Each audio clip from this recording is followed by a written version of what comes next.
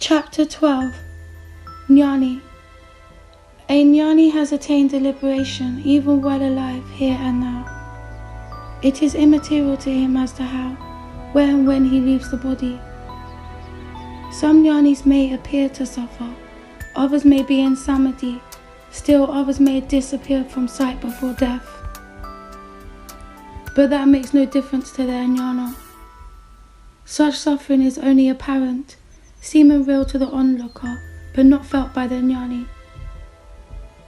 For he has already transcended the mistaken identity of the self with the body. The Jnani does not think he is the body. He does not even see the body. He sees only the self in the body. If the body is not there, but only the self, the question of its disappearing in any form does not arise. In books it is mentioned that the greatest malady we have is the body, the bhava noi, disease of birth, and if one takes medicine to strengthen and prolong its life, it's like a man taking medicine to perpetuate his disease. A Sanskrit verse in Canto 11 of the Bhagavata says the body is not real, impermanent.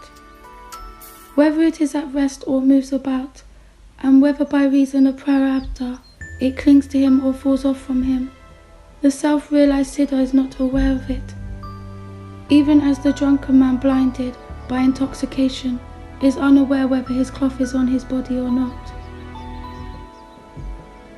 Illustrations are given in the books as to how a Jnani who is in the sahaja state and who always sees only the self can move about and live in the world like everyone else.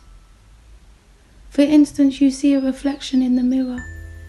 You know the mirror to be the reality and the picture in it a mere reflection. In order to see the mirror, is it necessary that one should cease to see the reflection in it? Or again, take the screen illustration. There is a screen. On that screen first appears the figure of a king. He sits on a throne. Then before him in that same screen a play begins with various figures and objects, and the king on the screen watches the play on the same screen. The seer and the seen are mere shadows on the screen, which is the only reality supporting these pictures. In the world also, the seer and the seen together constitute the mind, and the mind is supported by or based on the self. You are under the impression you are the body, so you think the Jnani also has a body. Does the Jnani say he has a body? He may look to you as having a body and doing things with the body as others do. The burnt rope still looks like a rope, but it cannot serve as a rope if you try to bind anything with it. As long as one identifies oneself with the body, all this is difficult to understand. Examine all the different kinds of states. Take hold of that state which alone is the supreme and true one, and engage yourself in action in the world, regarding your life there as mere sport. You have discovered that which is the reality inside your heart, behind all the appearances of the world. So without ever letting that out of your sight, disport yourself as you like in the world, seeming to have enthusiasm and gratification, anxieties and aversions, but really having none of them.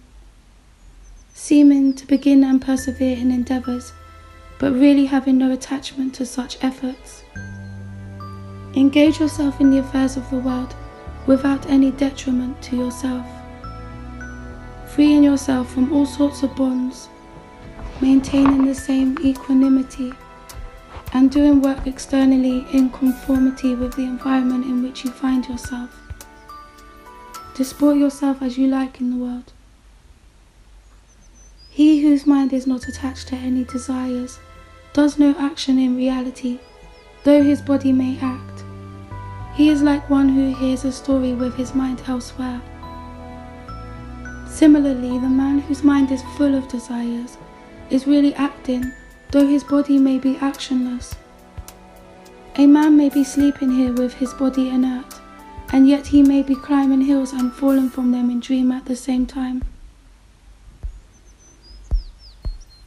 It is all the same to one who is fast asleep in a cart, whether the cart moves or stops, with the bulls left yoked or unyoked.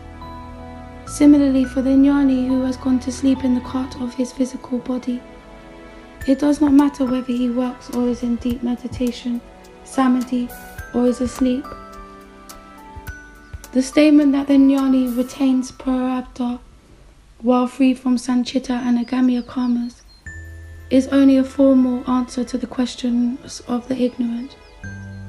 Of several wives, none escapes widowhood when the husband dies.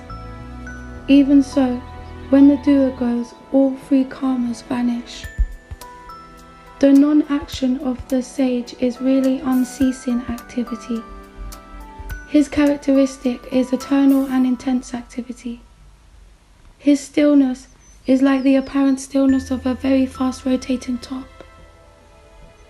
Its extreme speed cannot be followed by the eye, and so it appears to be still. This must be explained as people generally mistake the stillness of the sage for inertness. And on the footnote, the three kinds of karmas are prarabdha, being that portion of one's past karma to be worked out in the present body, sanchita, being the outstanding balance of past karma, and agamya, being the karma that will bear fruit in the future births.